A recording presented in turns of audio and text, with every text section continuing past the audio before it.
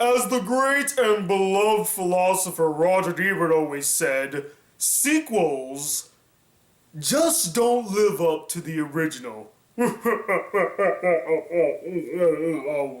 there's nothing in there.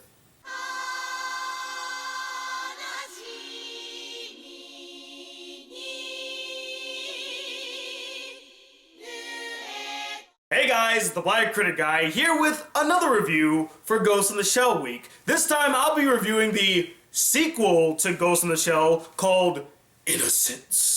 So Ghost in the Shell Innocence takes place 3 years after the events of Ghost in the Shell and follows Bato and Togusa from the first film as they team up and investigate a series of deaths surrounding these malfunctioning genoids, which are basically these doll-like sex bots, and trying to find out whether or not these malfunctions were accidental or premeditated. And from here, a bunch of philosophical nonsense ensues. Now, although Innocence was made by nearly the exact same team from Ghost in the Shell and features characters from the first film, it's not considered to be a true sequel to Ghost in the Shell. Hell, the director himself, Mamoru Oshii, also doesn't consider it to be a true sequel, nor do I consider it to be a true sequel, as it feels more like a spin-off film, especially since Major Motoko Kusanagi doesn't play a major role in this film, nor does it follow her story. The main character of the film is Bato. It follows his story. And since it's not really a true sequel to Ghost in the Shell, I actually was considering not reviewing it. And since it wasn't sent to me, I said, okay,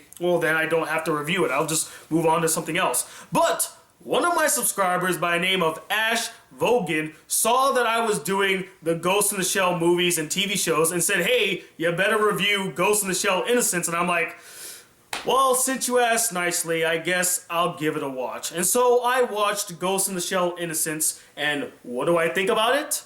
Well, let's get into it. The animation was solid for the most part, and really captured a dark and brooding atmosphere with its toned down colors, realistic character designs, and dark, heavy shadows. But I cannot honestly say that it was as good or even better than the original film, which is so shocking to say, especially since this film came out 9 years after the original. You would think that it would have better, higher quality animation, but the thing is, it just comes off as standard looking, whereas the original film had a lot of pizzazz. It really stood out. It looked very different and had many memorable and well animated scenes.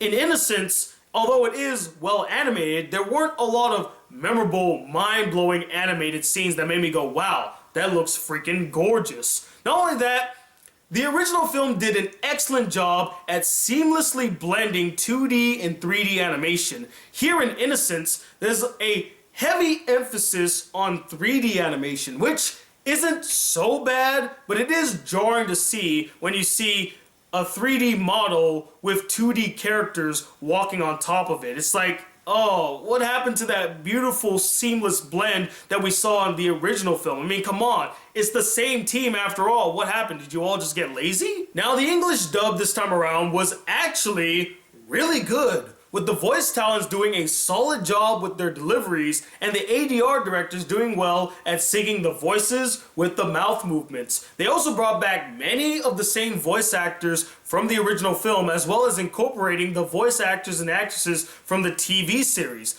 Like, there's a new girl voicing Motoko Kusanagi in this film, who's also the voice of Motoko in the TV show, and also my boy Crispin Freeman voices Tosaka in this film, and he also voices Tosaka in the TV series. It's so good to hear his voice here. Now, the story's not as deep, thought-provoking, or challenging as the first one, but it does get pretty compelling in some parts, especially the first half of the film, where Bato and Tosaka are investigating these strange and mysterious deaths caused by these malfunctioning sex bots, and they're trying to piece together whether or not these deaths were accidental or were they actually intentional? Were they actually done so that they could kill these people? And I thought that was very intriguing, and seeing them kind of investigating and pulling the pieces together, I was into it. I really liked that part. I will say that the strongest element of the entire story were these little small segments that focused on Bato dealing with the absence of the Major and him thinking about her. I'm glad that they actually showed these parts and that they addressed that he's still thinking about the Major. If they did not address this at all in this film, I would have been freaking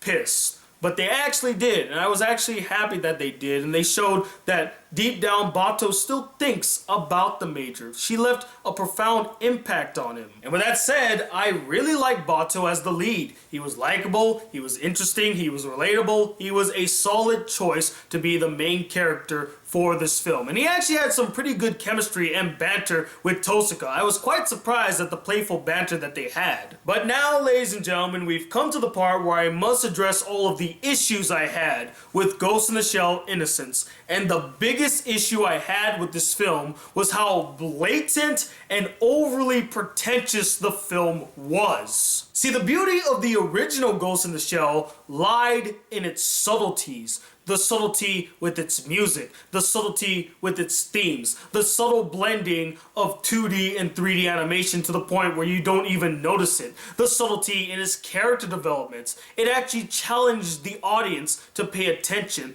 and it told its story through visual means. In Ghost in the Shell Innocence, there is no subtlety whatsoever. From the story, to the characters, to the themes, to the music, to the animation. Nothing. I mean, from the moment that you see that they don't even seamlessly blend in the 3D animation to fit in with the 2D animation, you know that something is off. Something isn't right. But I think the one thing that killed the subtlety in this film, as well as the momentum of the story, was the overabundance of characters constantly philosophizing. When one's face is distorted, why should you blame the mirror? The mirror does not help to enlighten, but rather to confuse, right? Humans are different than robots, but such a belief is nothing more than simply acknowledging that. It is no different than saying white is not black. Children have always been excluded from the customary standards of human behavior. Only if you define humans as beings who possess a conventional identity and act out of free will. Then what are children who live in the chaos preceding maturing as humans? They clearly differ from humans, but they definitely have human form. Little girls use dolls to play house and pretend that the dolls are their babies. The dolls are not surrogates in place of real babies. The girls are not practicing child rearing at all. It may just be that playing with a doll happens to be similar to raising children. What the hell are you talking about? A fine spring day, a carriage sprints between this world and the next. Life goes on, pal. I mean, the film pulls a Matrix Reloaded and goes way up its own ass with its pretentiousness. I'm not shitting you guys when I say that nearly every 5 or so minutes, a character would be caught spewing out some type of philosophical bullshit or quoting some famous philosopher or making some type of philosophical quote or something like that. And I'm like, do we really have time for this? Can't we just get back to the story? And I'm not shitting you guys. There comes a point where the story comes to a screeching halt so that they could go to this one place and have this big mindfuck type scene while also spewing out some philosophical nonsense. And look, I'm not an idiot. I get that the first Ghost in the Shell also dealt with a lot of philosophical undertones. But the way that they handled it was very subtly and with more grace and intelligence. Here in Ghost in the Shell Innocence, the philosophy isn't an undertone, it's an overtone. You can almost say that it was the main focus of the entire film. It honestly felt like Mamoru Oshii cared more about the philosophy behind the story and throwing in some weird surrealist imagery rather than telling an interesting, thought-provoking, compelling, and coherent narrative, which honestly does not come as a surprise to me as he has done this before with Urusei Yatsura, Beautiful Dreamer.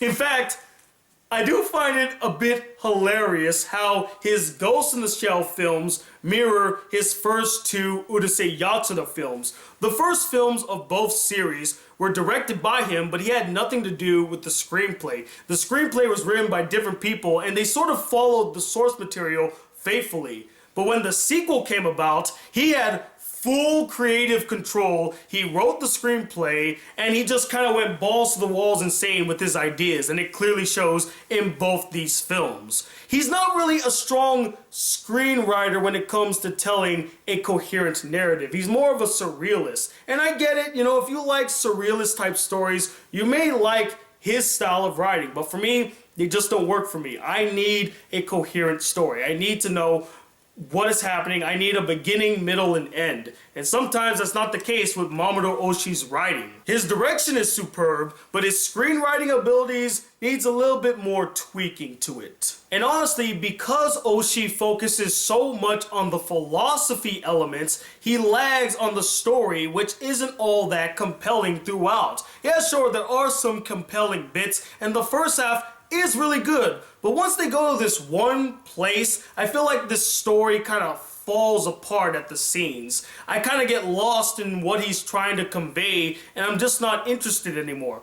And that's not even mentioning the fact that a lot of the characters are pretty hollow, and I didn't really care much for them. You know, I like Tosaka as a character, but there's not much development given to his character. He's kind of just there. He's hollow. Bato is the only character that you really care about by the film's end.